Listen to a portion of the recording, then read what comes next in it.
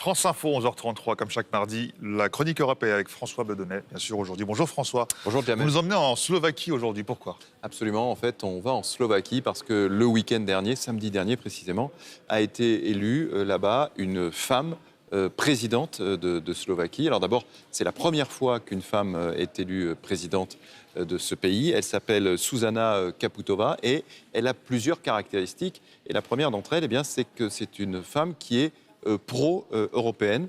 Alors lorsqu'on sait que dans l'ex-Europe de l'Est, il y a beaucoup de populistes, de nationalistes, cette élection est un peu particulière. C'est une femme qui est avocate, qui est libérale, pro-européenne, on l'a dit, et puis qui s'est engagée dans la lutte contre la corruption. Elle défend aussi l'écologie et le droit des homosexuels. Alors Jamel, le rôle d'une présidente en Slovaquie est moins importante que le président de la République en France, mais quand même sur le plan symbolique, c'est important. Un peu comme le président italien finalement, ou allemand, qui sont aussi des présidents symboliques. Des élections qui ont eu lieu dans un contexte particulier, François. Alors oui, c'est un contexte très particulier. Il y a un peu plus d'un an, en Slovaquie, a eu lieu l'assassinat d'un journaliste qui s'appelle Jan Kuciak.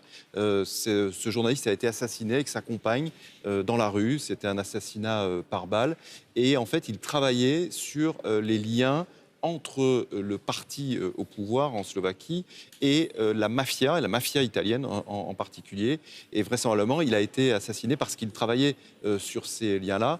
Cet assassinat, ce double assassinat, a provoqué un tollé dans le pays. Il y a eu de nombreuses manifestations auxquelles l'actuelle présidente a d'ailleurs participé.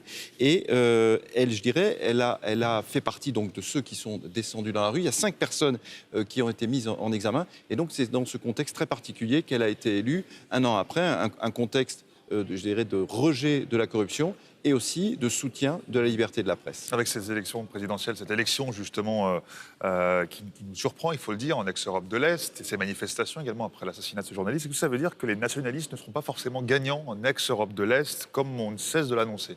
Alors c'est vrai qu'il faut être très prudent là-dessus. On pense bien sûr à la Hongrie de Viktor Orban, on pense aussi à l'extrême droite polonaise. Eh bien, ce n'est pas fait. Ce n'est pas fait. Si on regarde par exemple justement la Pologne, vous savez qu'il y a des élections générales qui auront lieu à la fin de cette année.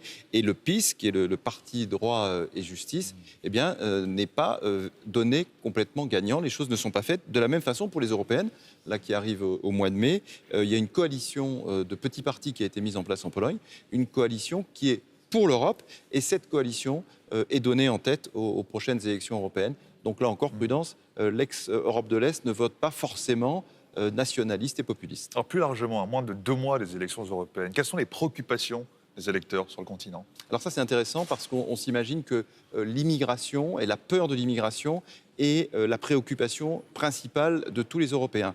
C'est pas vrai. C'est pas vrai. En fait, c'est une préoccupation importante. Il y a quand même 14% des Européens qui disent que l'immigration est une préoccupation pour eux.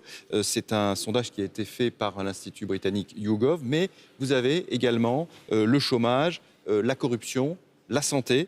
Ça, c'est des préoccupations des citoyens européens. Et je dirais qu'il y a presque une répartition géographique. L'immigration est en tête des préoccupations en Belgique, aux Pays-Bas, en Allemagne, en Finlande, en Autriche. Même si l'Autriche n'est pas tout à fait en Europe du Nord, on va dire que globalement, c'est l'Europe du Nord qui a peur de l'immigration. La corruption, on vient d'en parler, c'est en Roumanie et en République tchèque qu'elle fait le plus peur. Globalement, donc, l'ex-Europe de l'Est. Et puis, vous avez le chômage, les aspects économiques qui sont très importants en Espagne, en Italie, en Grèce, bref, en Europe du Sud. Et donc, vous voyez, l'immigration est un sujet de préoccupation, mais c'est un sujet parmi d'autres. L'immigration est un sujet, mais plus surprenant encore, l'émigration, la fuite des cerveaux et de la main-d'œuvre est une préoccupation. Absolument. Alors, vu de France, ça peut paraître assez incroyable, mais vous avez un certain nombre de pays en Europe où effectivement la fuite des cerveaux, mais même la fuite de la main-d'œuvre de manière générale, est une grande crainte. C'est le cas de l'Italie, de l'Espagne, de la Hongrie, de la Pologne, de la Roumanie. Imaginez qu'en Roumanie, par exemple, 55% des Roumains ont plus peur de l'émigration, donc de la fuite de leurs concitoyens, que de l'immigration. En Italie, c'est la même chose, avec il y a beaucoup de jeunes Italiens qui partent après leurs études chercher du travail ailleurs. Et je dirais donc que les préoccupations des Européens pour ces élections européennes eh bien, ça relève du bon sens et ça relève de ce qui les touche dans leur vie quotidienne. Et en France, François, les inquiétudes sont ailleurs? Alors effectivement, en France, les inquiétudes sont ailleurs. C'est d'abord le pouvoir d'achat qui inquiète les Français et qui les intéresse avec ces élections européennes. On n'est pas très surpris, hein, parce qu'avec les Gilets jaunes, évidemment, c'est ce qui est important. 36% des Français estiment que le pouvoir d'achat est leur préoccupation numéro un à l'occasion des européennes.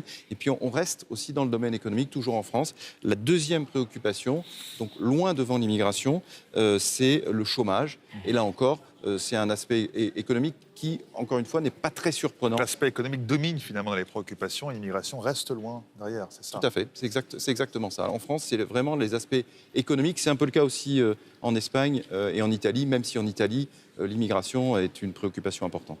Merci infiniment François Baudonnet pour cette chronique Europe.